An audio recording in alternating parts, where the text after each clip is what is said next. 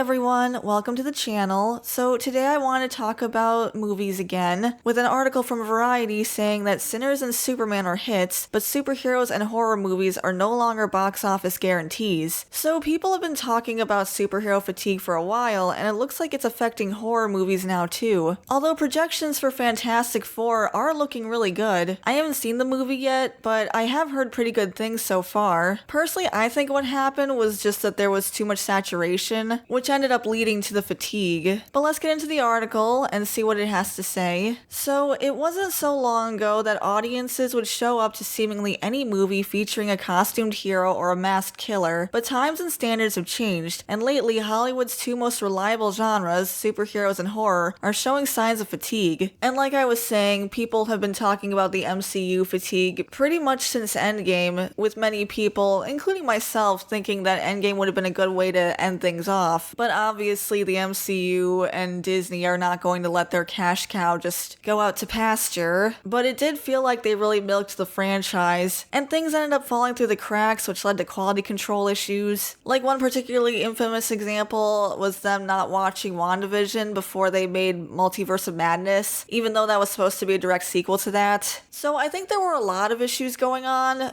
but maybe they'll finally be able to get their act together and hopefully just not release as much content. But let's continue. People haven't stopped loving horror or superhero films, but they stopped loving mediocre entries into those worlds, says exhibitor Mike Barstow, executive VP of Midwest-based ACX Cinemas. There's a demand for higher quality. I definitely think that's fair, and I think that's what most people have been asking for. It goes on to say, analysts believe there are different reasons behind the wear and tear of each, yet both types of fare appear to have reached the oversaturation point. Yeah, so like I was saying, that's not to say that movies in either genre can't or won't break through. Sinners with 365 million, Superman with 426 million to date, and Final Destination Bloodlines with 285 million are recent triumphs, but they are no longer box office guarantees. Yeah, and I'm sure Superman will continue to do pretty well. Hollywood takes the less risk-averse approach and makes what has worked until it has exhausted it. Again, milking their franchises, says Kevin Goetz, founder and CEO of audience research firm Screen Engine/ASI. Suddenly there's a new horror film every week and superhero movies got into a complacency. It is a shame that Hollywood still hasn't figured out not to oversaturate the market, but here we are. Horror has long been a big screen draw because jump scares are more fun in communal settings. Back when virtually nothing was reviving the box office post-COVID, A Quiet Place Part 2,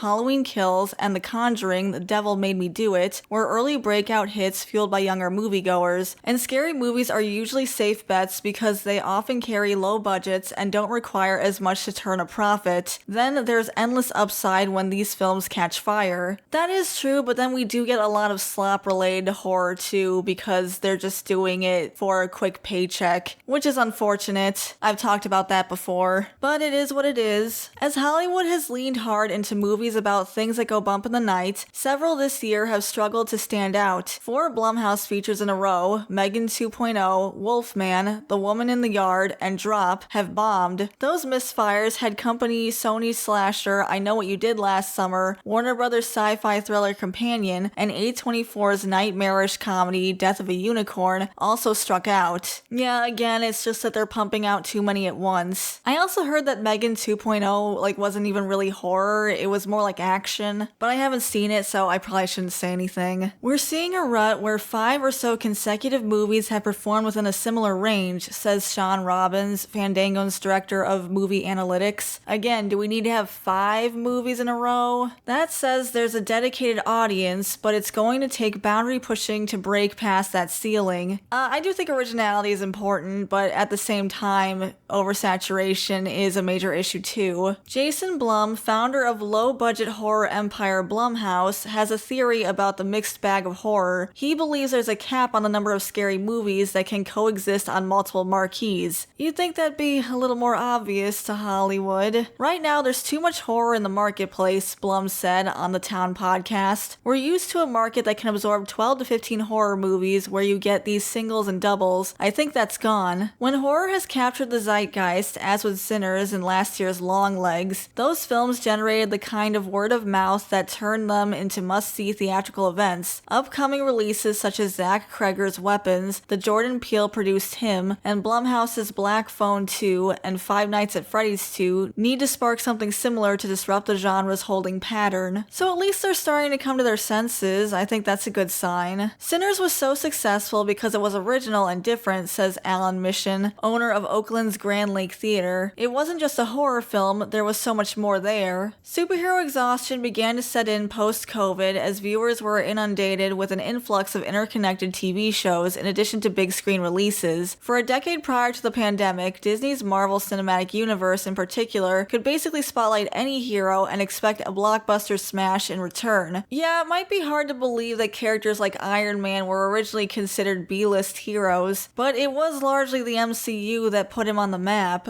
and they were taking characters like Guardians of the Galaxy and turning them into major hits. And I think there were a lot of factors that set in with the superhero fatigue, like the oversaturation and also the quality control problems. But it continues with, yet Captain America, Brave New World, and Thunderbolts are just the latest proof that Marvel isn't too big to fail after all. There are only so many new stories to be told, and audiences seem to be tiring of the monotony. I thought Thunderbolts was actually pretty good. These Marvel movies are too much of the same. They always seem to generate into 15 or 20-minute fight sequences at the end, Mission says. My wife and I love movies, and sometimes we leave when the action scenes start because we know how it's going to end. That's really bad, considering the fact that these are action movies, but I can't see where he's coming from, like how people would meme on Marvel always resorting to a sky beam, or movies in general resorting to sky beams. It does become very repetitive, and you don't want action movies to feel stale. But it goes on to say he believes the new Superman is resonating because the story feels different from other DC films. It was outside the mold of these usual action movies, Mission says. He was vulnerable and lost fights which we haven't seen before. I think it was also just fun, which was kind of new for DC. Like DC had been kind of focusing on darker and grittier stories, while this one was very hopeful and optimistic, which is kind of what Superman's all about. So it was really refreshing, but in the case of Marvel, the mandate is to do less at a higher caliber. We produced 50 hours of stories between 2007 and 2019, Marvel boss Kevin Feige recently told reporters. Since 2019's Avengers Endgame, there's been well over 100 hours of stories in half of the time. That's too much. So they are learning, and they're learning the right lessons. That's really promising. After the Fantastic Four first steps on July 24th, Marvel only has 2 films in 2026, Avengers Doomsday and Spider-Man Brand New Day, and one in 2027, Avengers Secret War. Those should be slam dunks because they feature some of the most recognizable heroes. After all, only the Marvel and DC entries led by heavy hitters have achieved massive theatrical success post-pandemic. Those include 2024's Deadpool and Wolverine, 2022's Doctor Strange and the Multiverse of Madness, Black Panther, Wakanda Forever, and The Batman, and 2021's Spider-Man No Way Home. Meanwhile, DC's missions include earning back the confidence of fans after the studio's last iteration of superhero adventures combusted, with epic misfires such as The Flash and Aquaman and the Lost Kingdom. Although Superman has been a step in the right direction, DC has challenges ahead because the next 2 installments, 2026 Supergirl and Clayface, are anchored by lesser-known protagonists. I was kind of surprised they're doing Clayface. It just seems like there are other characters who could use a spotlight, but I guess we'll have to wait and see. Superheroes are still giant movies, says analyst David A. Gross of Franchise Entertainment Research, but audience interest falls off beyond the most established and popular characters. Again, I'm not entirely sure if that's fair to say, considering the fact that if they can make good quality movies, they should be able to bolster any hero. I mean, Marvel's heavy hitters were Spider-Man, X-Men, and Fantastic Four, but they were able to create the MCU using these lesser-known Avengers characters. Maybe they can do that for Clayface and Supergirl too, but from DC this time. But it finishes off by saying, these days at the multiplex, not all heroes or villains are created equal. Kind of a downer note to end on, but okay. So I guess we'll have to see how Fantastic Four ends up doing. But I think that it is promising that they're talking about pulling back on how many movies they release. So maybe superheroes and horror can still recover. But those are my thoughts. What do you guys think? Let me know in the comments below. I'd love to hear from you. And with that, I'll see you guys next time. Bye for now. Thanks for watching, everyone. I really appreciate it. Before I go, I want to give a shout out to our members.